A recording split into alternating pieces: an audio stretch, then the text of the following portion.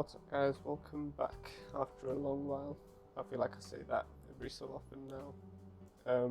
The reason you didn't get the reactions for episode 4 and 5 were because, once again, I was just way too busy to do them. And like I said, the reason I started doing this stuff on YouTube, it wasn't to sort of make an established reaction channel or whatever. I used to just do this purely on Marvel based stuff because I really want to just sort of document this entire thing. I kind of regret not doing it a lot sooner. Obviously when I got into the MCU almost a decade ago now. But yeah, I thought for this next phase, seeing as though I missed my chance for the Infinity Saga, for this next phase I would just have a documentation of everything, so I can just look back in 10 years time and just see how everything was. I know it sounds stupid, but whatever. So I guess I'm just going to do a sort of, not a viewer's reaction, but a sort of after analysis of the 2 episodes that obviously I'm not going to upload a reaction to. I will for the finale, which I'm going to watch after this, and you will get a video for that. But I thought I would just fill in the gap so there wasn't a space between episode 3 and then just the finale. But episode 4, The World is Watching. AO gives Bucky 8 hours to deliver Zemo because the last episode ended on there, episode 3. And I wondered how deeply Wakanda's influence would come into this. I didn't suspect at all that there would be, even though, Zemo killed Shaka at the UN. But yeah, they came in. Bucky says it's a means to an end, which the one that AO understood, which is why she gave him the 8 hours. And then after that, I guess the 3 of them try to find out where the funeral of Carly's mother, or the woman that raised her, was. Zemo does this sort of giving the candy to children, which is, I guess, stranger danger. They shouldn't have accepted it, but they did. Zemo just has a way with people and got the information but withheld it because obviously he needed leverage. And while Bucky, I think, let him know that the Dora were watching him and waiting to come and collect him, and then they conceive a plan for Sam to go and talk to Carly instead of going in there with just violence and fucking shit up straight away. And it was going great. They just shared a lot of good stuff back and forth, including Sam letting her know that Zemo thinks she's a supremacist, which she got really offended by, and then fell into Sam's play of things where he, I guess, made her realise that she actually was being a supremacist, but on the opposite end of the spectrum, where she believed she was fighting. John loses his mind. You see him outside where he's getting very erratic. He doesn't behave normally. He just wanted to rush in, and as he does, he just ruins Sam's plan, which was to not capture, but obviously speak to Carly properly and get her to step down from doing all this. And obviously this ends in a bad fight. They lose Carly. And I think as in the getaway, Zemo finds some of the serum and he just begins smashing it. He shoots Carly as well, which is, he's a man of his word. You can tell he has absolutely no means beyond what his ideals are. He wanted rid of that. When he saw it, he didn't get the idea of, let me see if I can sell it or do something. He just threw the first one and just started smashing them. And then the one that was left, John took. And obviously, as we saw later on, he definitely did use it. Dora, Comfort, Zemo, and John, bless him. I feel bad saying bless him, but he got his ass handed to him. I think AO said the line that she was like, the Dora have jurisdiction wherever the Dora find themselves to be, which was amazing. And And John was just riled by the fact that the Dora, who weren't even super soldiers, managed to subdue him that easily and made him look like a bitch, which I think was the final straw for him in taking the serum. I think that's what made him decide.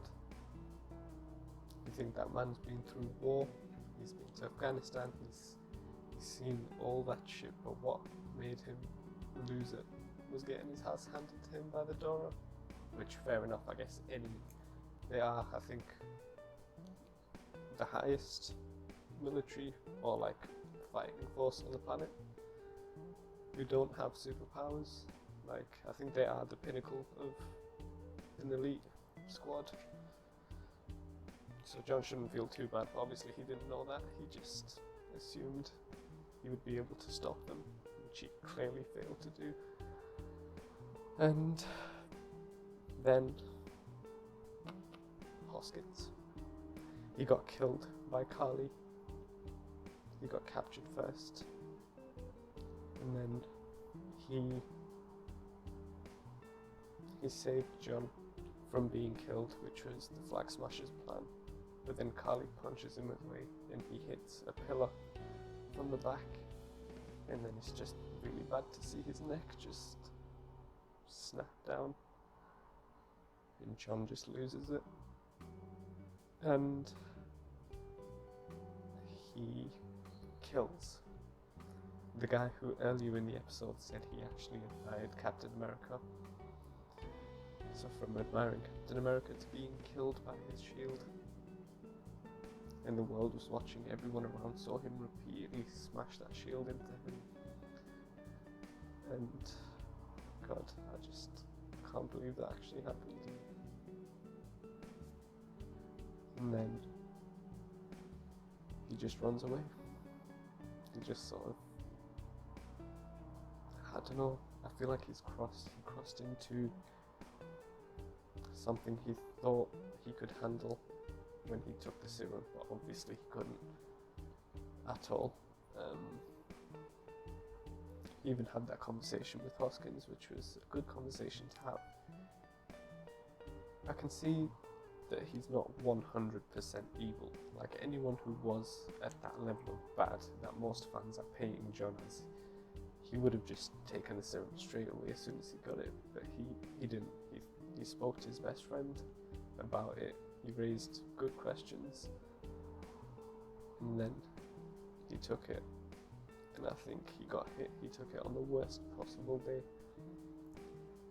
Had he not taken it, and Hoskins had died, obviously he maybe wouldn't have had the strength to go chase that guy and kill him. But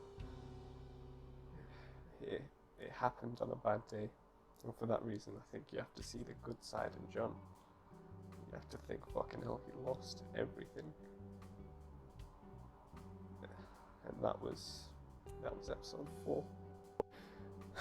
Yo, what's up guys, welcome back to episode 5. Just watched episode 5 of Falcon and the Winter Soldier. Once again, this was one of the episodes that I didn't get to or have time to do a recorded reaction to, so again, I'm just going to do a quick little recap alongside the last episode one that I did. This episode was a lot meatier than the last. I did get my notes down, so it starts off with where we ended the ep before, with John killing one of the Flag Smashers. Runs away to like an abandoned warehouse type of thing, and he's just screaming at himself because he has remorse straight away. He regrets doing it all, and that's where it separates him from being fully evil. Like a lot of fans are painting him, he keeps getting these things in his head where he was thinking of Lamar saying we shouldn't go in, and he was regretting it. He should have listened to his teammate, and he sits there. It was such an amazing shot of him just sat there on the ground with his shield, and then sort of just says time to go to work when he sees Bucky and Sam roll up, and then they fight 2v1. I have to say it was way better than I was expecting. I thought that fight was going to end with John keeping the shield, because it was right at the start of the episode. I thought surely you're not going to take it off him right at the start, and then but he held his own amazingly. Ripped Sam's shield wings off. Sam then left the damaged wingsuit with Joaquin, who's going to become the next Falcon.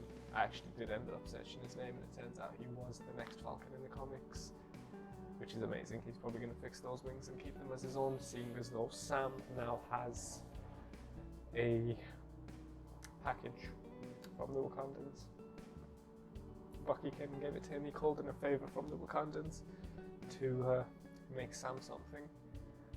So I can't fucking believe they ended the episode without showing what it was, but I assume it's just going to be a new entire bodysuit with wings in red, white and blue. I'm not sure if it's going to be red, white and blue, or if it's just going to be some purple and black Wakandan theme, but if anything it should be, because I feel like this is all rearing to him taking the mantle of Cap, so it should be.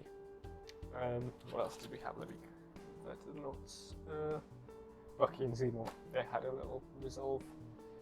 Bucky retreated back to, I think, where Sokovia was. There was a monument to some family. I think it might have been his ancestral something. And then Bucky holds up the gun to him, but then pulls the empty trigger just to prove to himself that I guess he does have that control. He didn't have to kill him. And obviously the Dora are just waiting to take Zemo back.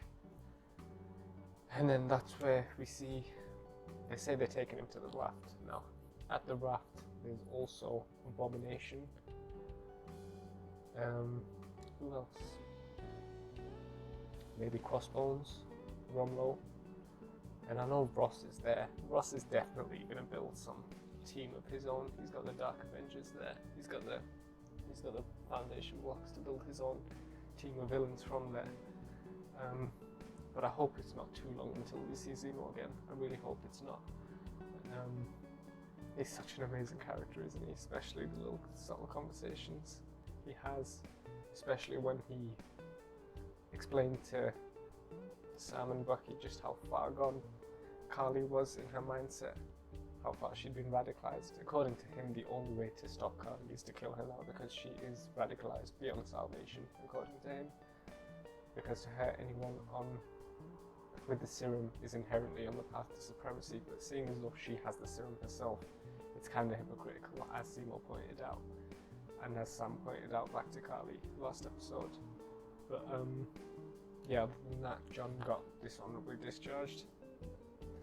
We saw him making his own shield. I don't know what it's going to be out of. I know he was approached by, I'm not going to say the character's name, I'm going to get it wrong, she had such a long name, but what I do know is she was Madam Hydra in the comics, and we did see sort of a brief appearance in Agents of S.H.I.E.L.D., but then again that was in like a VR virtual reality kind of thing, so I don't know how canon that is to this universe, but as far as we know, this character that Julia Dreyfus is now, that's Madam Hydra as we know her, which is really exciting. That opens up a whole new avenue of things there. What else was there? Switch over. Isaiah. Oh yeah, Sam goes to see Isaiah. Obviously takes the shield there, but before he even has a chance to take the shield out, Isaiah's like, nah. And you see his point, because that conversation with him ends by him saying no self-respecting black man would ever take that shield. And this entire series, I was waiting for Sam to take the shield, because ever since that moment in Endgame where Steve hands it to him and then the Captain America theme plays, it was one of my favourite moments.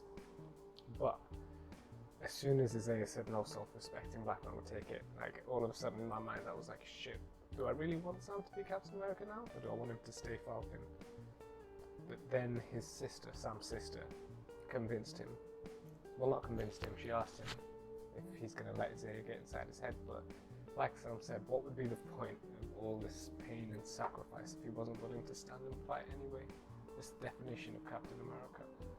So I hope what Isaiah said didn't faze Sam too much in regards to not wanting the shield.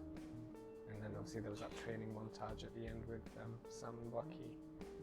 He was practicing, nearly killed himself 2 or 3 times with the shield, but Sam got it into Bucky that he needs to make amends, he needs closure, and the type of closure I think it was leading to was that old man he was speaking to in the first episode. I think he needs to tell that old man that he's the one that killed his son as the Winter Soldier. I think that's going to kind of clear his head and give him the closure that he's actually been looking for, instead of going around to all the Hydra operatives and stopping them. That's not really closure, as Sam pointed out. That was just him making amends for the mistakes he made. Closure is something different entirely. You have to help, you have to fix, not just fix your own mistakes, but to help other people now that you've wronged. And then, yeah. And it ended with the post-credit scene of Walker building a shield, which should fall apart shortly, shouldn't it? I mean, if it's anything below vibranium. I think a couple of people were speculating that it might be adamantium, because surely even John knows that there's no material he can build that shield out of that's going to withstand like a punch from Bucky's vibranium arm or a hit from Sam's vibranium shield. But yeah. Now we're heading into the finale. We still don't know who the power broker is. Early guesses, I'd say it's either General Ross, or if we're going to go down the obvious route, it could be Sharon, because she was revealed to be the person who was originally working with Bartrock, GSP's character, and she sends him again with the Flag Smashers to kill Sam. So Sharon, I don't know if she's being two-faced and playing on both sides, or if she's genuinely on the bad side but helped out Sam and Bucky because she thought it would lead them to the person who makes the serum, which it did, except I don't think she accounted for Zemo to shoot him in the face. But yeah, it looks like it's going to be Sharon as the power broker, because I can't imagine Ross texting Carly what he did about you little girl, I'm gonna kill you. I feel like that's from another woman to woman threat, calling someone a little girl.